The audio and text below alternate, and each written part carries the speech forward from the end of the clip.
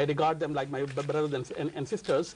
My problem is only with the leadership of the Ahmadiyya, who have corrupted this organization into a cult, and they have either hidden or there is no consistency in those arguments. So just like Brother Anwar was saying a short while ago, that all the scholars agreed on Mirza Sahib's books. Whenever Ahmadiyya use the word all, they never stand behind it. There is no scholarly debate allowed within the Ahmadiyya, and they never hold any scholarly debate with any other person. And what happens is all the scholars shunned Mirza Ghulam Ahmad during his time as a person who was off his rocker, you know. But when you talk to Ahmadi, they will say all, and when you ask them for a reference, they will bring you one or two, and the leading people at that time, the leading Muslim scholars of that time, they will not mention the names. So yes, I can bring you a list of names from somewhere, but that doesn't mean anything. Then I found out that a lot of arguments and these references from old scholars' books like Muhyiddin Ibn Arabi and other scholars are false. They're faked. They're faked, or the translations are faked. So I dug through these one by one, and I've held debates with people online for the last 7 years. I've been online, and I've asked anybody to come. So most of what it is based on twists and turns, and then so I was not prepared to base my whole deen and my whole foundation of my existence on such sand, you know, such an unstable foundation. So this was primarily the reason. And when I took this up with the people, the leaders in the community, I was shunned. They asked me to come and present my points, and when I volunteered to present them, they said, sorry, it's too late, you know. So this was the driving force behind the reason that I left Ahmadiyya. And when I found Islam and I joined Islam, I have been very blessed that there are brothers in Islam who hold different views, who discuss, publish books about Islam, about Islamic history.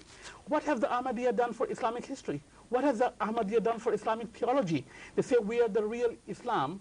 What have they actually delivered in terms of scholarly content or in forms of engagement? Right. Yeah. So yeah, if you just want to quickly finish, then. Yeah. So what I saw is that inside that cult, you are conditioned to consider all Muslims as ogres, as people who are scary. They don't do anything for Islam. They don't do anything. They just fight and kill each other, and they are such scary people. And when I came to find Muslims are completely different. They talk like we are talking right now. They discuss. They evaluate. And yes, Islam is under a lot of pressure right now.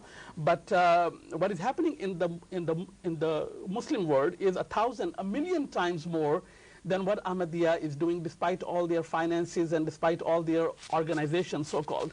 So I said, you know what, this is completely shady. It's like Scientology, like Jehovah's Witnesses, like any of those other cults in Christianity. It's something like that. Right. Okay. Yeah. Mr. Mirza, anything you'd like to add? I just don't know which of his point to take. First of all, just pick 2 points. Yeah, 1 or 2 points. Yeah. First of all, you said that Islam came 1400 years ago, yes? And still, even today, in the 21st century, it's the 15th Hijri. Has the whole world accepted Islam? Not yet. We are still struggling, you and me, to bring them in the fold of Islam. So don't, you know, all this, your things which you have just said. Promised Messiah, Mirza Ghulam Ahmad of Qadiyani, is only about just over 100 years old. Tell me, give me an example of any prophet or any mazhab in the history of religion that within 100 years or 200 years, you know, they had conquered the whole world. Islam. No, Islam did not.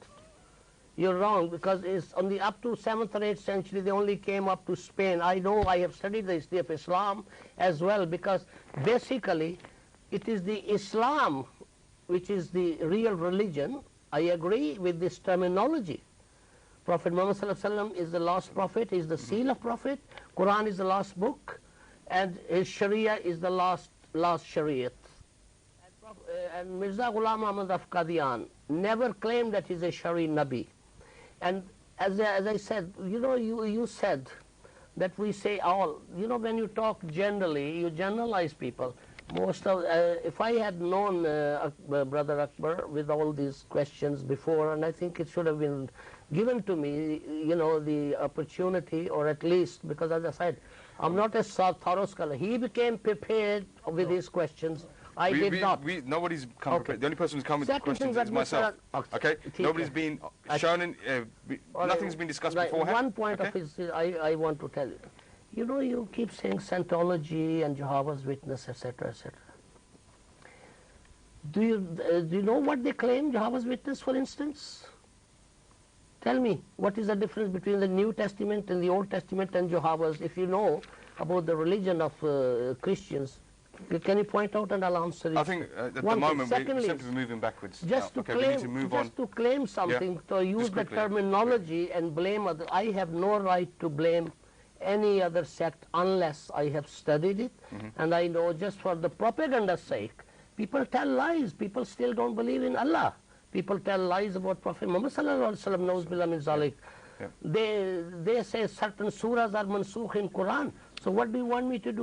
Believe them? What you said there is you've got no right to judge any sect if you haven't studied on it. If you haven't studied it and you don't know the reality. And you don't know the reality. This is it. Have you studied Ahmadiyya, brother? Yes. Okay. How long did you study for? I have studied all my life. I've read all of Mirza Sahib's books and the books of Can you be precise? Can you give me roughly how many years you lived as a...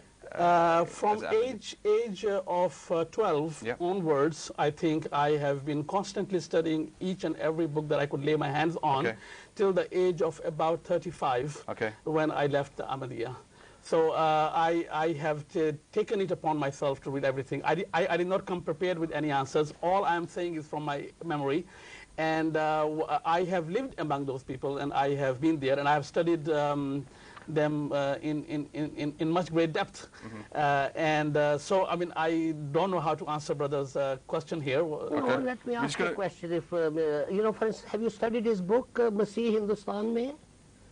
Yes. Yes? Yeah. And you believed in that at that time? Okay, look, sorry, gentlemen, we're going to move on now. Another question I'll bring up is regarding the role of sisters within the organization. Sisters? Sisters. The women. Women, I see. The women. Okay, sorry. Okay? So our sisters. Our sisters in humanity. Ahmadiyya brethren, you claim to be very modern and very progressive. Not modern, in the middle. But very progressive people. Not really. No? Okay. So these are the claims that I've heard anyway. That they claim to be very progressive people. Okay, you're moving very fast ahead and very understanding, very knowledgeable people in that sense. What is the role of women in your organization? In our organization? What are the rights within the movement? Okay. As for the rights which are given to the women by our Prophet Muhammad sallallahu alaihi wasallam, same rights are given to Ahmadi women, and I think same rights should be given to whether they are Ahmadis or non-Ahmadis, because Allah has laid out rules. Allah has said clearly in Quran the rights of women, what their duties are, and what our men's duties are. So as far that side is concerned, same rights are given in the family, in the society, and they should be given. What is given in, as far, we have an organization called Lajna Imaullah and Nasirat. Nasirat are the girls up to the age of 12. And after the age of 12, they are known as Lajna. And why are you writing this? You being an MD, you should have known all this, as you claim to be. And in the men's section, the boys up to the age of 14 are called Atfal. From the 14 to 40 years of age, Brother Mehboob, they are called Khuddam, the servants. Right. And after Khuddam, after 40 years of age, they are called Ansar. These are names given to the organization. Right. Now, the rights of the women, any particular, then I can tell you what I know. What role do they actually play within the organization? Within the organization. Do they have any roles within like offices, within... are they allowed to... Do you vote for your Khalif? Do you? Do you vote for your leader? Do you choose?